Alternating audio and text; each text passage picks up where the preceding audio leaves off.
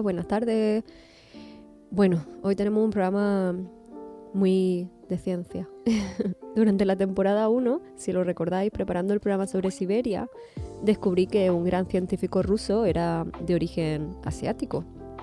Nacido en Tobolsk, en Siberia, Mendeleev fue uno de los grandes químicos de la historia y gracias a descubrir su origen de la Rusia oriental, me pareció interesante indagar un poco más sobre otros grandes científicos de este gran continente. Pero bueno, espero que el programa de hoy os parezca igual de interesante que a mí y nada, vamos a revisar algunos de los científicos más importantes en el programa de hoy. Pero antes, como siempre, os digo, bienvenido a Estudio 525, tu programa sobre Asia, donde hablamos de música, cultura, curiosidades e incluso historia. Yo soy María Lozano y me puedes escuchar en la web de candilradio.com, en Spotify, YouTube e iVoox. Y como siempre os digo, os recomiendo seguirme en @estudio5.25, donde me gusta leer vuestros comentarios y opiniones y donde también vais a encontrar las listas de las canciones que se escuchan durante los programas. Vamos a empezar con una que se llama Canción de Cuna, de dos artistas, que se llaman Rauf y Faik.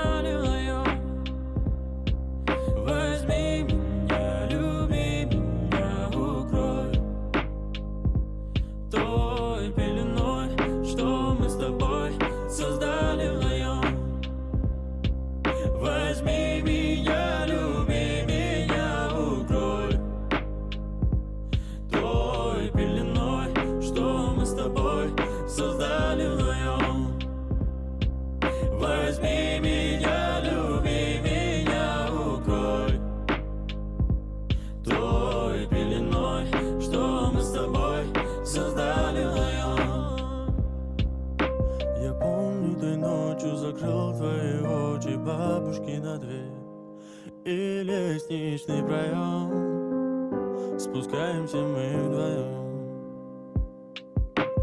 Парки, скандалы, любовь, мемуары, песни о любви. С тобою навсегда, прошу тебя, помни меня. Я провожал тебя домой под звуки птиц. Ты засыпала на моих коленях, а я стучался в бабушкиной двери. Я прохожу весь коридор, а ты все спишь. Не вставай, малыш, ты мне говоришь. Возьми меня, люби меня, укрой той пеленой, что мы с тобой создали вдвоем.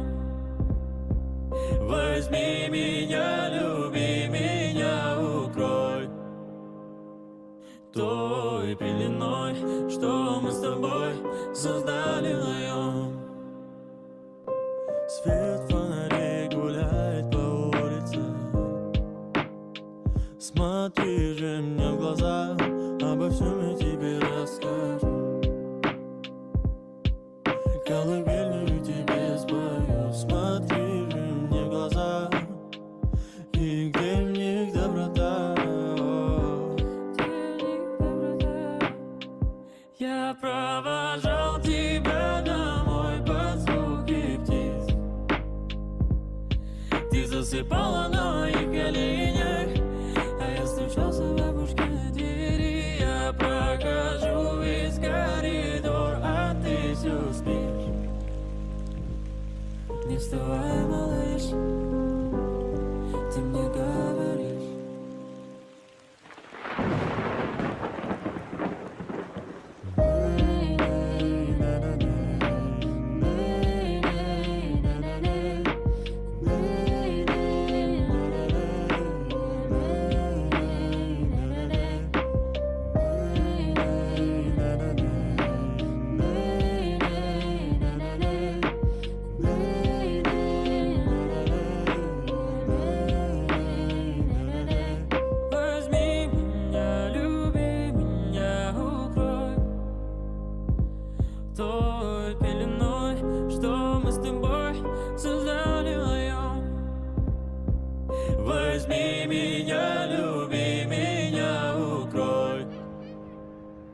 той пеленой, что мы с тобой создали вдвоем.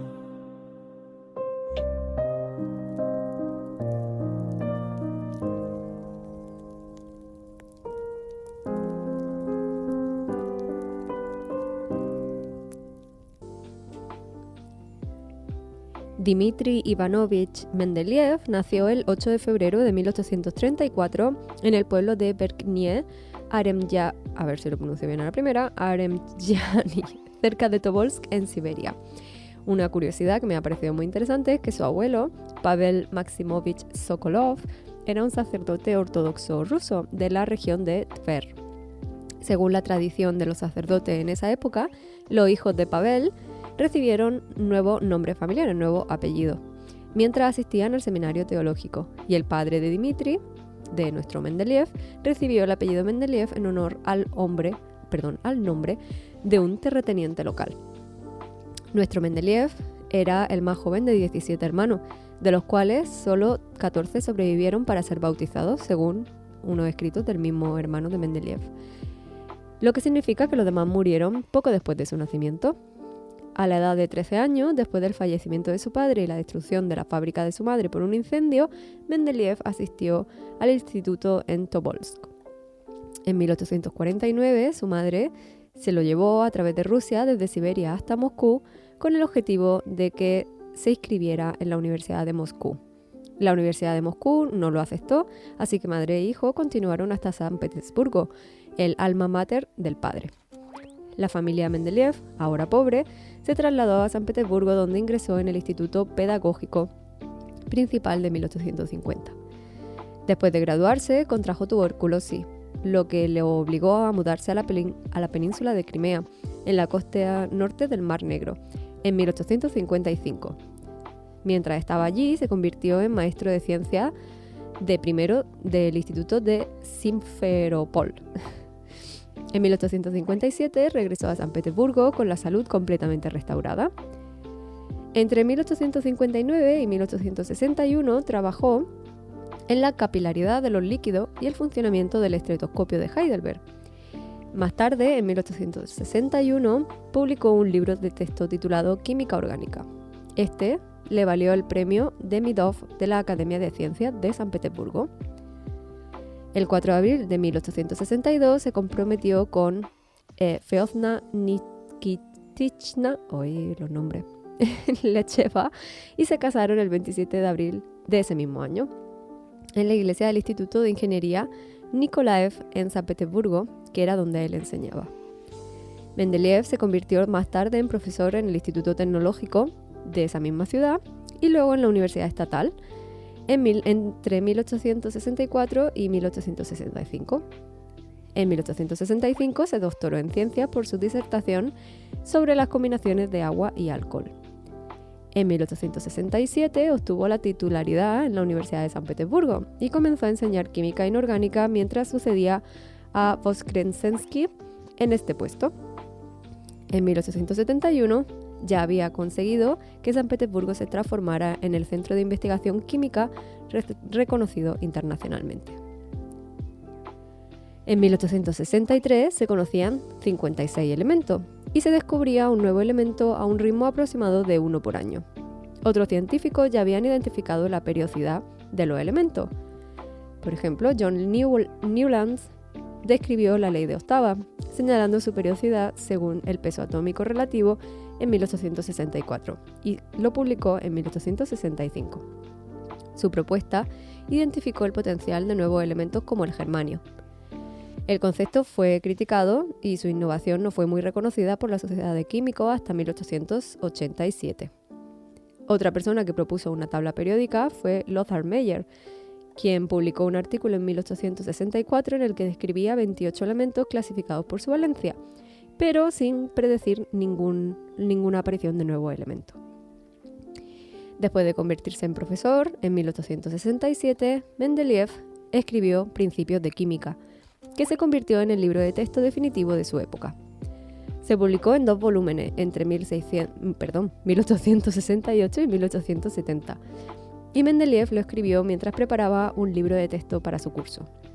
Fue entonces cuando hizo su descubrimiento más importante, Mientras intentaba clasificar los elementos según sus propiedades químicas, notó patrones que lo llevaron a postular su tabla periódica e incluso afirmó haber imaginado la disposición completa de los elementos en un sueño. El 6 de marzo de 1869 hizo una presentación formal a la Sociedad Química Rusa, titulada La dependencia entre las propiedades de los pesos atómicos de los elementos, que describía a los elementos según el peso atómico, ahora llamado masa atómica relativa, y su valencia. Esta presentación afirmaba que los elementos, si se organizaban según su peso atómico, exhiben una periodicidad aparente de propiedades. Los elementos que son similares en cuanto a sus propiedades químicas tienen pesos atómicos similares, por ejemplo, el platino, el iridio y el osmio, o tienen sus pesos atómicos aumentando regularmente, como es el caso entre el potasio, el rubidio y el celcio. La disposición de los elementos en grupos de elementos en el orden de sus pesos atómicos corresponde a su llamada valencia, así como, en cierta medida, a sus propiedades químicas distintivas, como es evidente entre las otras series, por ejemplo, el litio, berilio, boro, carbono, nitrógeno, oxígeno y flúor. Los elementos que están más ampliamente difundidos tienen pesos atómicos pequeños. La magnitud del peso atómico determina el carácter del elemento, de la misma manera que la magnitud de la molécula determina el carácter de un cuerpo compuesto. Mendeleev publicó su tabla periódica de todos los elementos conocidos y predijo varios nuevos elementos para completar la tabla en una revista en idioma ruso. Solo unos meses después, Meyer publicó una tabla prácticamente idéntica en una revista de idioma alemán. Mendeleev tiene la distinción de predecir con precisión las propiedades de lo que él llamó Eka silicio, Eka aluminio y Eka borón, que hoy en día se le llamarían germanio, galio y escandio. Mendeleev también propuso cambios en las propiedades de algunos elementos conocidos.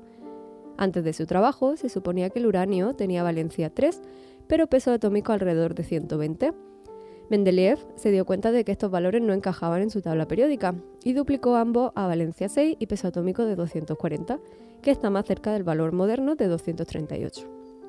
Mendeleev cuestionó algunos de los pesos atómicos actualmente aceptados, ya que podían medirse solo con la precisión relativamente baja en ese momento, señalando que no correspondían a los sugeridos por su ley periódica. Estaba desconcertado sobre dónde colocar los lantánidos conocidos y predijo la existencia de otra fila en la tabla, que eran los actínidos, algunos de los más pesados en peso atómico. Algunas personas descartaron a Mendeleev por predecir que habría más elementos, pero se demostró que estaba en lo cierto cuando encontraron galio y germanio en 1875 y 1886 respectivamente, que encajaban perfectamente en los dos espacios que faltaban.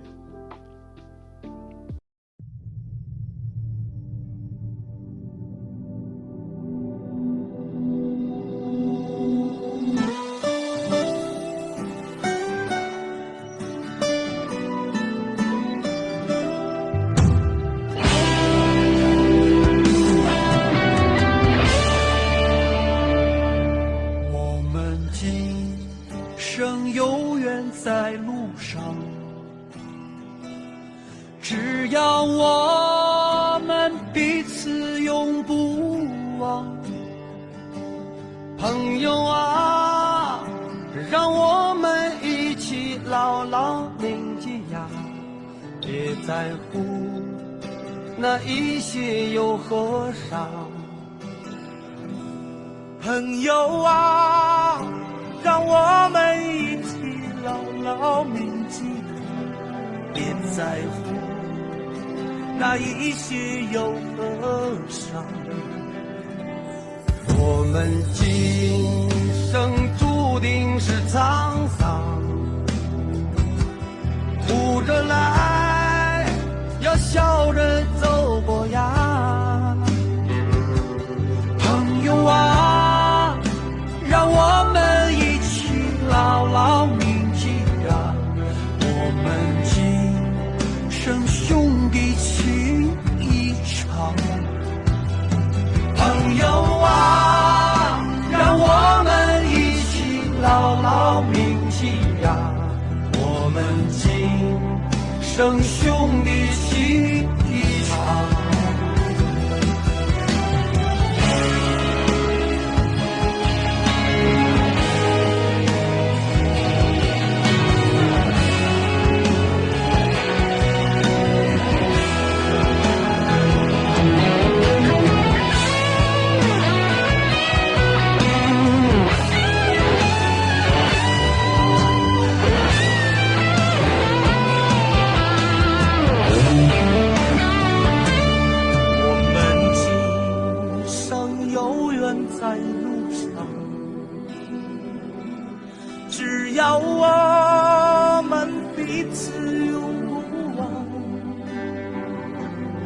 朋友啊，让我们一起牢牢铭记呀，别在乎那一些又何伤。朋友啊，让我们一起牢牢铭记呀，别在乎那一些又何伤。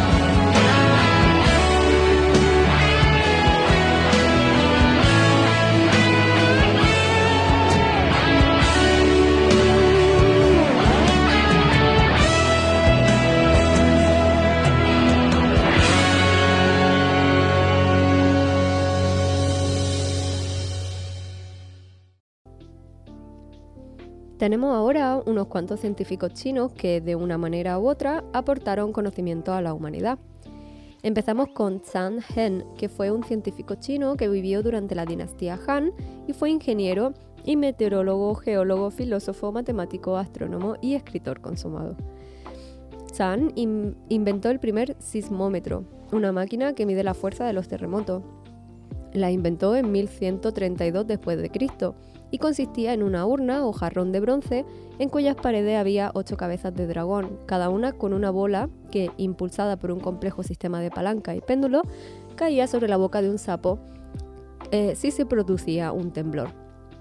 Cada sapo apuntaba en una dirección, sumando también 8, así que podía averiguar dónde estaba el epicentro del terremoto para enviar ayuda sin perder tiempo. Hen fue también el primero en China en aplicar un sistema de cuadrícula a los mapas, a partir del cual se podrían calcular posiciones y distancias. También escribió muchas obras que van desde poesía hasta libros llenos de investigación científica. Uno de ellos era un libro de investigación astronómica en el que describía sus teorías sobre las cosas que antes no se explicaban y que podían verse en el cielo nocturno.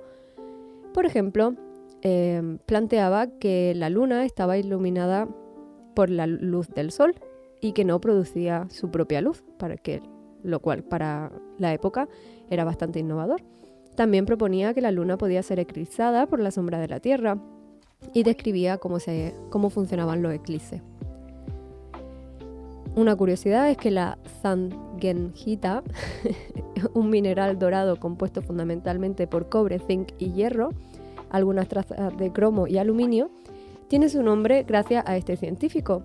Y también existe el Chang'e, que es un cráter de 43 kilómetros de diámetro que hay en la cara oculta de la Luna, y un asteroide también. En el siglo IV a.C., la astronomía china manejaba un catálogo estelar que Chan luego actualizó con la localización exacta de 120 constelaciones y 2.500 estrellas, a las que dio nombre, no a todas, pero a una gran cantidad. También consiguió una obra mucho más compleja que la de su contemporáneo Ptolomeo, que solo le dio nombre y solo señaló un millar. Asimismo, calculó que únicamente se podía ver una parte del cielo nocturno, en el que cabrían aproximadamente 11.500 estrellas. Otra aportación fue un ajuste del calendario, de manera que coincidiera con las estaciones del año, y también perfeccionó el concepto que había en China del número pi, situado hasta entonces en el 3,1457 y calculándolo en 3,1466 como una raíz cuadrada de 10. Otro nombre importante en China fue Tong Tizhou, que fue un embriólogo chino conocido por sus contribuciones al campo de la clonación. Nacido en Xinjiang, provincia de Zhejiang, se graduó en biología en la Universidad de Fudan en 1924 y obtuvo un doctorado en zoología en 1930 en la Universidad Libre de Bruselas. Una de las mayores contribuciones fue su experimento sobre el crecimiento de, a ver si todo esto lo pronuncio bien, ¿vale?, anfioso, realizado en los años 1950 y 1960. Había imaginado la cría de peces a través del trasplante de nucleolo, es decir, combinar las ventajas de dos tipos de peces que no se pueden hibridar y dejar que transmitan los cambios a través de su herencia, lo que proporcionó una nueva forma posible para la cría de animales. Sus estudios sobre ascidias, realizados principalmente antes de la década de 1950, demostraron que algunos órganos en la etapa de desarrollo embrionario eran alterables, lo que cambió drásticamente el pensamiento académico existente al respecto. Su investigación experimental sobre el desarrollo temprano de los peces, realizada en la década de 1940 y principios de la de 1950, también demostró el flujo de bioplasma en el óvulo del pez fertilizado y demostró que su centro organizativo se había establecido por poco después de la fertilización. Esto es de importancia universal en el desarrollo de los vertebrados. Durante este periodo también estudió el movimiento de los cilios de los embriones de anfibios, afirmando la dependencia de los cilios del mesoblasto, que podría ejercer su influencia en el movimiento de los cilios a través de la producción de sustancias químicas. Esta fue su investigación sobre la polaridad de los órganos embrionarios. Y estoy segura de que tanto vosotros como yo estáis pensando, ¿el qué? Pero seguro que hay algún oyente que entiende de lo que he hablado. En 1963, Tong puso ADN de una carpa macho en el óvulo de una carpa hembra y se convirtió en la primera persona en clonar con éxito un pez. De hecho, se le considera como el padre de la clonación de China. En la década de 1970, Tong comenzó a utilizar métodos bioquímicos para estudiar las relaciones entre el carioplasma y junto con otros investigadores también investigó el atractivo papel del ácido nucleico en los peces, logrando mucho éxito y publicando algunos artículos. Todo su trabajo siguió una línea, que era explorar el papel del citoplasma en la herencia de caracteres comparando las estructuras de un óvulo antes y después de la fecundación y siguiendo la relación con el citoplasma y el carioplasma en el desarrollo.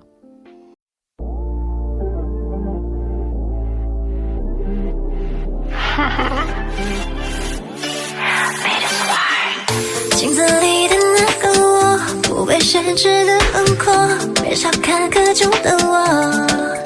偶尔开心或难过，抛开过去向前走，专属自我的 setting door。You don't know， 自信或需要保护色的棱角，我从来不为昔日动摇。我会慢慢蜕变去空场。I can't believe feeling my dream I'm 24。我只是我期待这一刻，定格这一刻，眼泪就像珍珠滑落，我也不会怀疑真实自我。梦有多难得，就有多值得。皇冠你别给我，我要亲自戴上荣耀大梦。喜欢现在的我，发的闪耀25，高跟鞋短头发爱公开谁在说什么呀？这一瞬间，新的转变，不管什么风格，只要我喜欢，宁愿无但我不妥协，我突破自己，我不定义，我适合我的关怀，有我自己，跟随心里的铁色，不告诉这礼拜我没蜕变的我正在制作精致的我，自信不需要保护色的棱角，我从来不为昔日动摇，我会慢慢蜕变去空场。I can't believe feeling my dream I'm 25， 我只是我期待这一刻，定格这一刻，眼泪就像珍珠滑落，我也不会怀疑真实自我，梦有多难得就有多值得，皇冠你别给我，我要亲自戴上荣耀大帽。 I'm not 25 I'm not 25 25来吧25来吧 Baby I'm not 25 I'm not 25 25来吧25来吧 Baby 恋爱的选择题由我定夺，不需要讨好最真实的我，专注没有烦恼，不论先不远绝对是我只是我期待这一刻，定格这一刻，眼泪就像珍珠滑落，我也不会怀疑真实自我，梦有多难得就有多值得，不管多久以后我会依然保有纯真的我。 I'm not 25 I'm not 25 25来吧25来吧 Baby I'm not 25 I'm not 25 25来吧25来吧 Baby。Qian-Xiu Wu fue una física experimental y de partículas chino-estadounidense que nació en mayo de 1912 en Liuhe, una pequeña ciudad cerca de Shanghai. Su padre participó en la revolución de 1911 contra la dinastía china manchú y fue el fundador de una escuela para niñas en China, lo cual es sorprendente ya que educar a las niñas en aquella época no se consideraba importante. Qian-Xian fue a esa escuela hasta que tuvo 9 años y después de eso fue a una escuela de niñas Suzhou. Se graduó en 1930 y fue la mejor estudiante de su clase. Más tarde fue a la Universidad de Nanjing, donde estudió física y se graduó en 1934. Pasó un año enseñando en la universidad, aunque un año después se fue a estudiar cristalografía de rayos X, que es el estudio de los cristales. Lo hizo en una Academia Nacional de Ciencias de Shanghai. Y una compañera con la que trabajaba le dijo que intentara estudiar en los Estados Unidos, ya que China no tenía un programa de física muy interesante. Así que Qian-Xian pidió ayuda a sus familiares y se embarcó hacia América en 1936. Wu empezó a trabajar en física nuclear con el físico de partículas llamado Ernest Livermore y ayudó a Emilio Segre, que ganó un premio Nobel años después. También estudió la energía electromagnética que emite una partícula cuando se ralentiza y estudió lo que ocurre cuando se divide un núcleo de uranio. Por su trabajo obtuvo un doctorado en 1940. Se hizo conocida como experta en fisión, que es la división de los átomos, y estudió teorías sobre los átomos desarrolladas por Enrico Fermi hasta que ella misma terminó confirmando una de sus teorías. Continuó con su trabajo en física en una carrera posterior. En 1963 se enfrentó a una hipótesis difícil relacionada con la desintegración beta que fue descubierta por Richard Feynman y Murray Gell-Mann. Qian-Xian ayudó también a derribar la ley de conservación de la paridad, junto con Chun-Dao Li y Chen Windian. Durante 30 años, la paridad fue una ley universal. Esta teoría establece que la paridad se da cuando un evento y sus reflejos son iguales. Los científicos creían que la conservación de la paridad se aplica a todos los eventos, pero Qian-Xian ayudó a refutar esta teoría al estudiar los electrones a baja temperatura. A pesar de que ella hizo la mayor parte del trabajo, el comité del premio Nobel no la reconoció, mientras que sí reconocieron a sus dos compañeros masculinos que ganaron el premio. Muchos consideran que el trabajo de Wu sobre la teoría de Fermi era digno de un premio Nobel, pero nunca se calificó para el premio.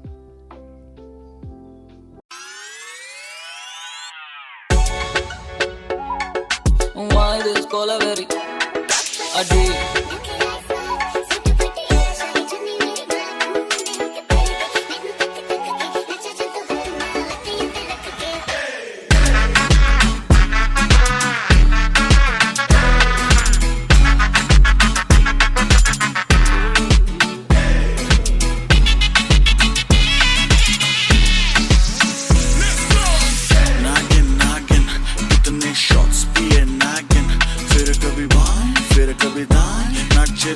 जैसे नागिन कहीं तेरा फोन है कहीं तेरे शूज है थोड़ी गुस्सैल है थोड़ी कंफ्यूज है लगती है प्यारी पर उड़े तेरे फ्यूज है दिल कर ब्रेक तो ब्रेकिंग न्यूज है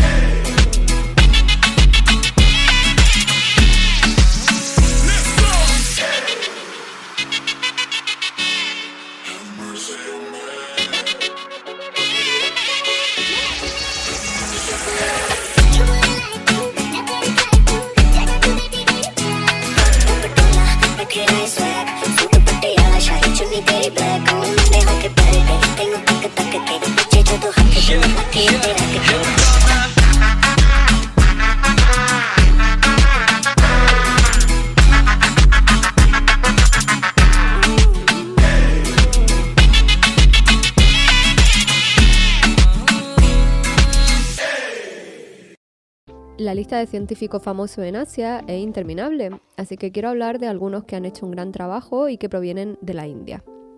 Sir Chandra, a ver si lo pronuncio bien, por favor, que estos nombres. Chandrasekhara Venkata Raman fue un físico indio conocido por su trabajo en el campo de la dispersión de la luz. Utilizando un espectrógrafo que él mismo desarrolló, él y su alumno Krishnan descubrieron que cuando la luz atraviesa un material transparente, la luz reflejada cambia la longitud de onda. Este fenómeno, un tipo de dispersión de la luz hasta entonces desconocido, al que llamaron dispersión modificada, se denominó posteriormente efecto Raman o dispersión Raman. En 1930, Raman recibió el Premio Nobel de Física por este descubrimiento y fue el primer asiático y el primer no blanco en recibir un premio Nobel en cualquier rama de la ciencia. Nacido en el seno de una familia brahman tamil, Raman fue un niño precoz que completó sus estudios secundarios y superiores en la escuela secundaria anglo-india St. Aloysius a los 11 y 13 años respectivamente. A los 16 obtuvo la máxima calificación en el examen de licenciatura de la Universidad de Madras en física, en el President's College. Su primer trabajo de investigación sobre la difracción de la luz se publicó en 1906, cuando todavía era estudiante de posgrado.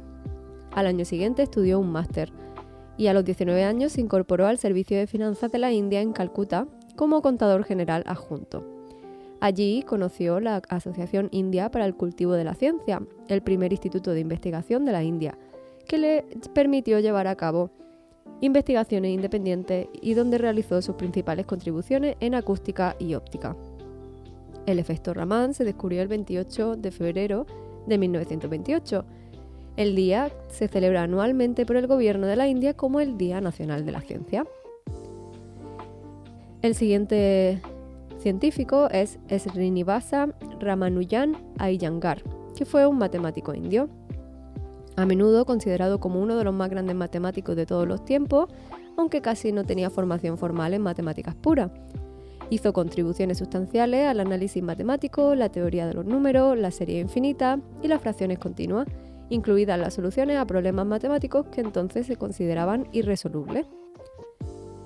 Ramanujan desarrolló inicialmente su propia investigación matemática de forma aislada. Según Hans Eyseck, trató de interesar a los principales matemáticos profesionales en su trabajo, pero fracasó en su mayor parte. Lo que tenía que mostrarle era demasiado novedoso, demasiado desconocido y además estaba presentado de forma inusual, por lo que los otros matemáticos ni siquiera se molestaron en revisarlo.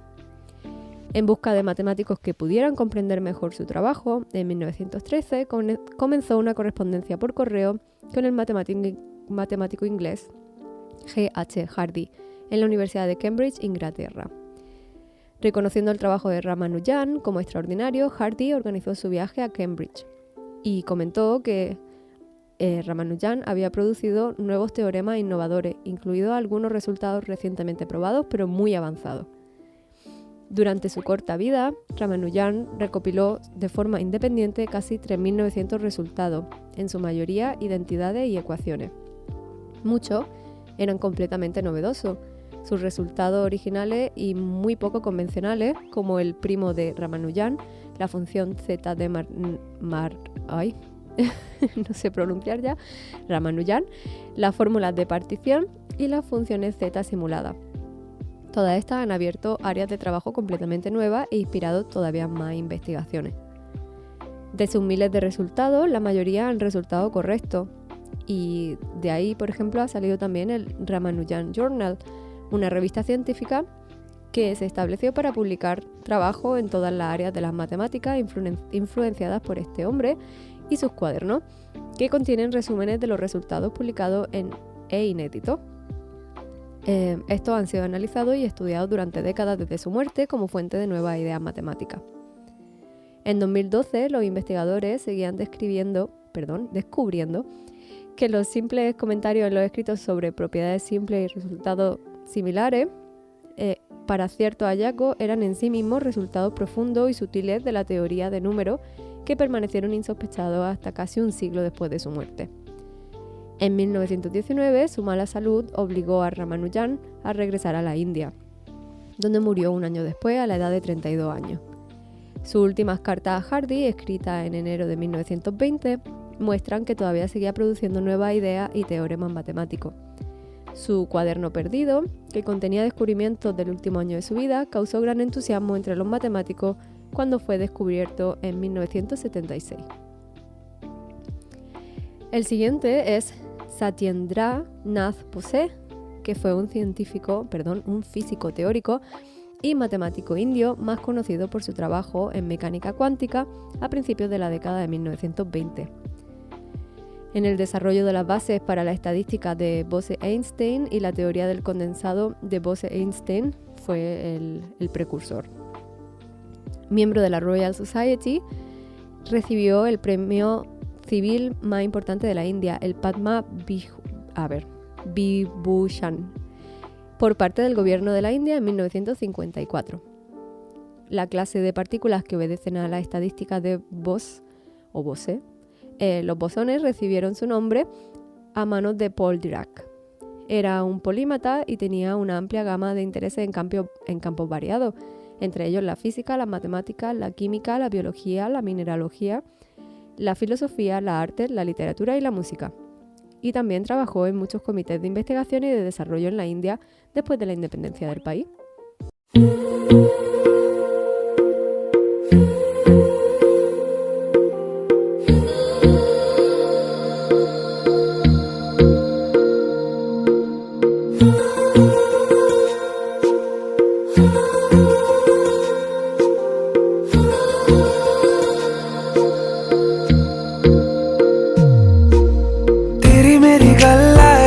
मशहूर करना कभी तू मुझे नजरों से दूर किथे चलिए तू किथे चलिए तू किथे चलिए जानदा है दिल ये तो जान दिया तू तेरे बिना मैं ना रहूं मेरे बिना तू किथे चलिए तू किथे चलिए तू किथे चलिए काटू कैसे राता हो सावरे जिया नहीं जाता सुन बाबरे के राता लंबे आ रे कटे तेरे संगे आ रे के राता लंबे आ रे कटे तेरे संगे आ रे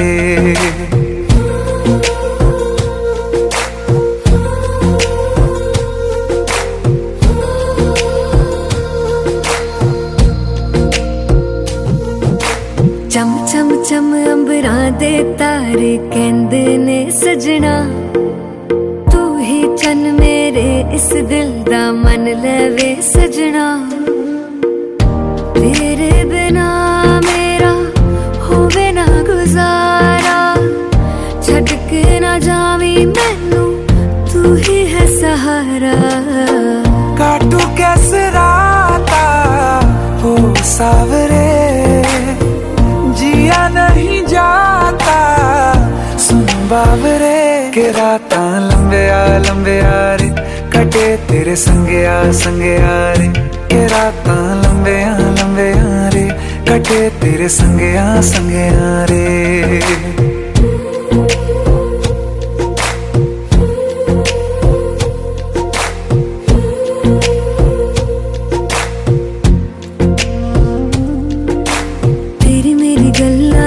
मशहूर करना कभी तू मैनू नजरों से दूर पीछे चलिए तेरे पीछे चलिए तेरे पीछे चलिए जानदा है दिल ये तो जान दिया तू तेरे बिना मैं ना रहूं मेरे बिना तू किथे चलिए तू किथे चलिए तू किथे चलिए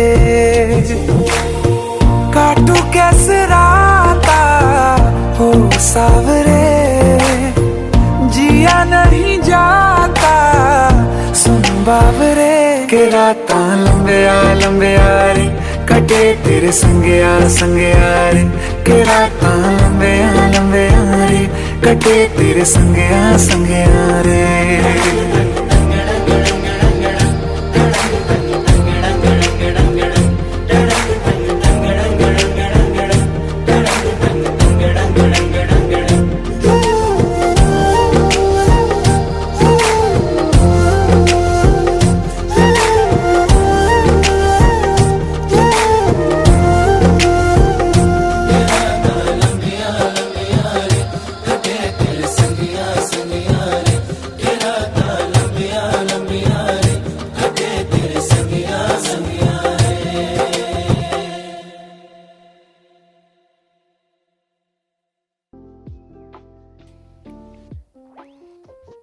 Dabala Rajagopal, llamado Raj Reddy, es un informático indio estadounidense ganador del premio Turing. Es uno de los pioneros de la inteligencia artificial y ha sido miembro del cuerpo docente de Stanford y Carnegie Mellon durante más de 50 años. Fue el director fundador del Instituto de Robótica de la Universidad Carnegie Mellon, no sé cómo se pronuncia, perdonadme. Desempeñó un papel decisivo en la creación de la Universidad Rajiv Gandhi de Tecnologías del Conocimiento en la India para atender las necesidades educativas de los jóvenes rurales, talentosos y de bajo ingreso. Fue el presidente fundador del Instituto Internacional de Tecnología de la Información en Hyderabad, pero también fue la primera persona de origen asiático en recibir el premio Turing en 1994, a veces conocido como el Premio Nobel de la Informática, por su trabajo en el campo de la inteligencia artificial. Por último, quiero hablar de una persona mucho más antigua que todas las que hemos visto de la India, y este es Jivaka. Jivaka fue el médico personal de Buda y del rey indio Bimbisara, que vivió en en la actual Rajgir en el siglo V a.C. A veces se lo describe como el rey de la medicina, un médico 3 veces coronado, y figura de forma destacada en relatos legendarios de Asia como un sanador modelo, y es honrado como tal por los curanderos tradicionales de varios países asiáticos.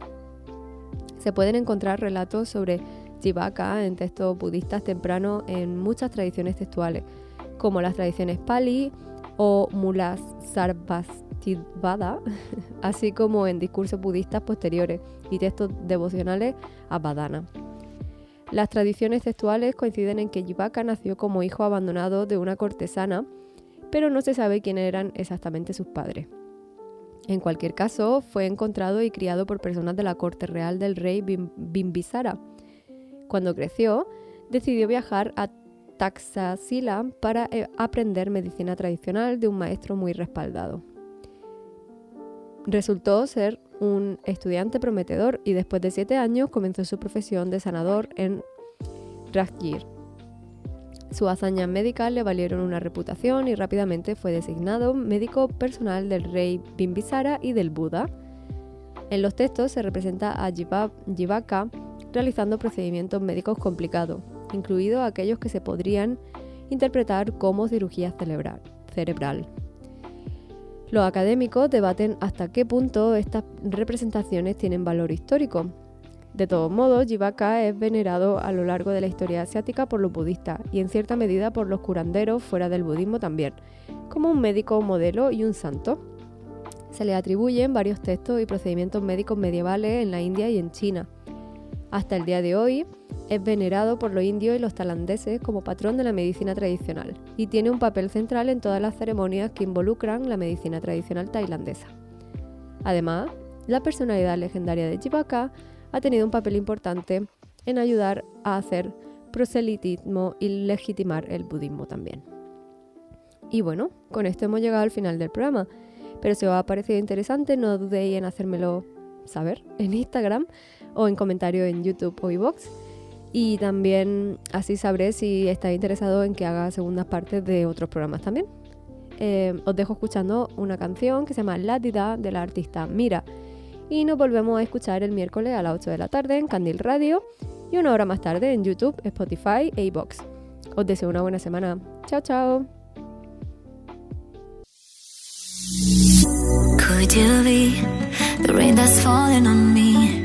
Into my life will you sway? Would you stay? I give myself to you. There's nothing I can't do. Counting on you every day. My deserts rain. La-di-da, la-di-da. My mind goes numb, numb, numb. La-di-da, la-di-da. When my heart beats numb, numb, numb. La-di-da, la-di-da. My mind goes numb, numb, numb. La-di-da, la-di-da. When my heart goes numb, numb, numb.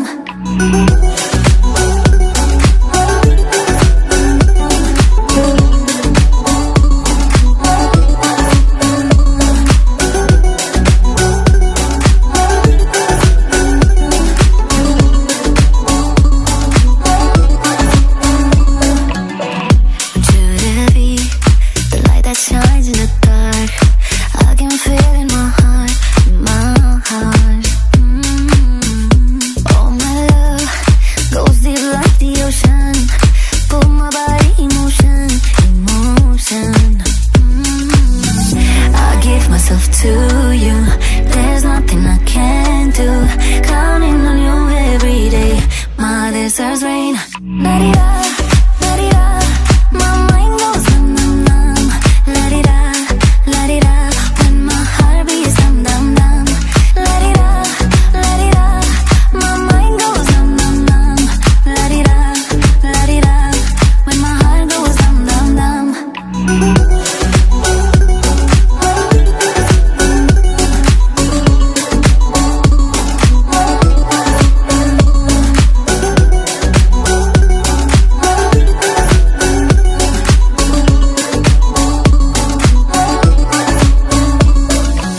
Stuck in my head like a symphony. With you it feels like a fantasy. You're the music to my galaxy. Stuck in my head like a symphony.